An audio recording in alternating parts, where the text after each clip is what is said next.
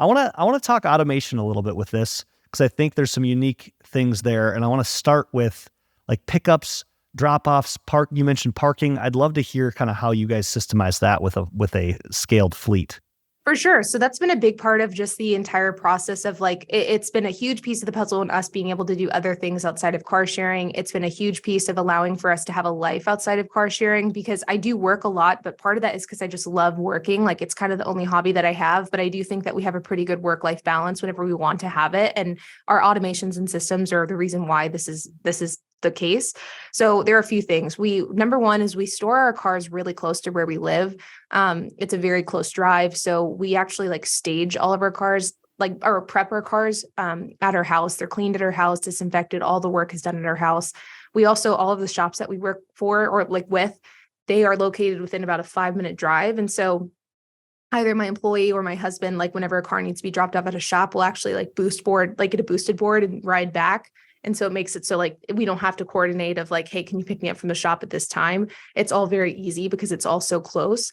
And then in addition to that, being able to like quickly pop down at our lot if there is an issue is something that's really convenient. Like it's not this thing where we have to then, ruin our night by driving 30 minutes to the airport to solve an issue. Like it's literally, and it occasionally does happen where there is an issue with a car or there's an issue with something and like one of us has to like either get out of bed really quickly in the morning and go deal with it or get up from watching TV at night and go deal with it. But it's a 5-minute ordeal rather than an hour one because it's so close. So that's a key portion.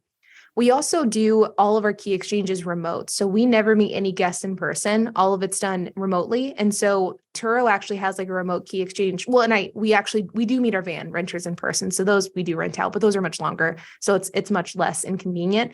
But for our Turo cars, we have lock boxes at the vehicle and we provide them with instructions on accessing the lockbox. And we just need like photos of their ID prior. And so that's been a huge game changer because if there are a lot of Turo hosts out there that meet all of their guests in person. And whenever you meet a guest in person, you're at the mercy of their timetable. And so if a guest is late, if they're early, if they're unresponsive, like you're very literally your entire day is held up on them. And so for us, like we are responsible for cleaning the car, taking the photos within the terms of service outlined by Turo, which is 24 hours before and after the trip. But we can have a guest, book a car for 6 a.m. in the morning and we'll prep it the day before. So then like, we don't even have to wake up to facilitate the key exchange. Like everything's getting sent out automatically and everything's getting done without us having to do it because they're meeting the car there, or it makes it so that we can travel easier. We can go, out to dinner and do a key exchange. It just makes everything much easier. And then the last piece of the puzzle is like the Turo automation. So Turo actually used to have a third-party API access to a company called CarSync, which did a bunch of automation. They recently ended that and started doing their own automation, which isn't perfect, but it's pretty good and they're improving on it. But it makes it so that you can send out messages automatically. So like all of our guest communications automatically sent. We of course still have to pay attention to messages, like answer one-off questions. But this way it very literally could be like, and it happens often enough where a guest will book a car at midnight. I go to bed at like 9:30, 10 o'clock a.m. every day or 10 o'clock p.m. every day. And a guest will like get the key instructions. They'll get access to the car and they'll take the car without me having to even wake up. And so everything is as automated as possible. Wow.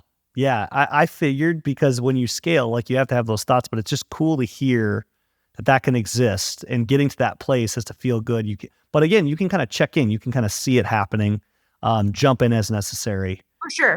Yeah. Yeah. Yeah. And the fact that our lot, this is another benefit of having like a location that's so close to you is like, because it's so close, like we'll very literally, like I'll be going to the grocery store and on my way home, I'll just like go the long way to like stop by the lot and be like, okay, let's like put my eyes on the car and see what's going on. And so it allows for you to kind of keep like your hand on the pulse of the business without having to like kind of uproot your day in order to do it. It makes it really convenient, really easy to manage. And I think that it has allowed for us to have these other income streams that then has allowed for us to like grow our income much faster.